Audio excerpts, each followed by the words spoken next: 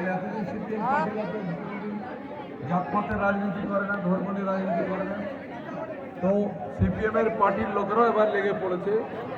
তাই আমরা বলতে চাই, তৃণমূল পার্টি একটা আছে, ওরাও বলছে কিন্তু 42টা নিয়ে তো দিল্লি দখল করা যাবে না। 2021 সালে পশ্চিমবাংলার সমস্ত মানুষ গাজলে যোগী আদিত্যনাথের বক্তৃতা শোনার পরে সবাই সিদ্ধান্ত নিল বাংলায় ভোট এবার আমরা মমতা ব্যানার্জিকে দেব। দিল মানুষ, কেউ বুঝতে পারেনি। এবারও মানুষের মধ্যে সিদ্ধান্ত, সারা ভারতবর্ষের মাটিতে রাহুল গান্ধী যে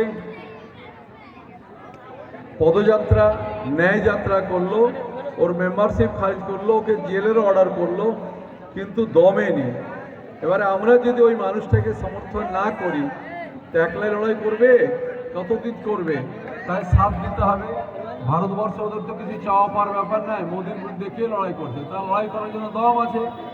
তার জন্য সমস্ত রাজনৈতিক দলগুলো একাট্টা হয়েছে। মমতা ব্যানার্জিও দিল্লিতে গেছিল, পরবর্তীতে সব মুখ্যমন্ত্রীদেরকে অ্যারেস্ট করে নিচ্ছেন। আজকের দিনে যারা যুবক, ভারতবর্ষের স্বাধীনতার পর দীর্ঘদিন কংগ্রেস ক্ষমতায় থেকেছে, ভারতের প্রধানমন্ত্রী হয়েছে, কিন্তু বিরোধী দলের মুখ্যমন্ত্রীকে অ্যারেস্ট করে নেওয়া, এটা হচ্ছে কি বিরোধী দলকে ভয় দেখানো। কেজরিওয়ালকে অ্যারেস্ট করে নিল, হেমন্ত সোরেনকে অ্যারেস্ট করে নিল, অখিলেশ যাদবদেরকে নোটিশ করে ডাকছে, রাহুল গান্ধীকে 53 ঘন্টা নোটিশ করে ডাকলো। আমরা বলতে চাই, অমিত শাহ ছেলে জয় শাহ 2014 সালে ওর বাপ এমপি হয়ে মন্ত্রী হলো, তার আগে ওর পয়সা কয় টাকা ছিল? এখন কোটি কোটি টাকার মালিক, আদানি আম্বানির সাথে লিঙ্ক করছে। তাহলে ইডি তার বিরুদ্ধে কেন লড়বে না?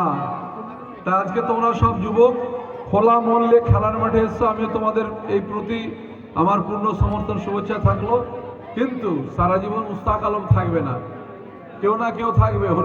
চণ্ডীপুরের মাটিতে যখন ঝামেলা হয়েছিল, আমি এগিয়ে এসে সুরাহা করেছিলাম, ব্লকে মিটিং ডেকে, তারা জানে।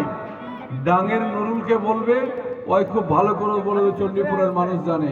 তুলসীহাটার ঘটনা তো হয়েছিল, আল্লাহর কাছে শুকরিয়া, যখনই ঝামেলা হয়েছে হরিশ্চন্দ্রপুরে আমি সুযোগ পেয়েছি।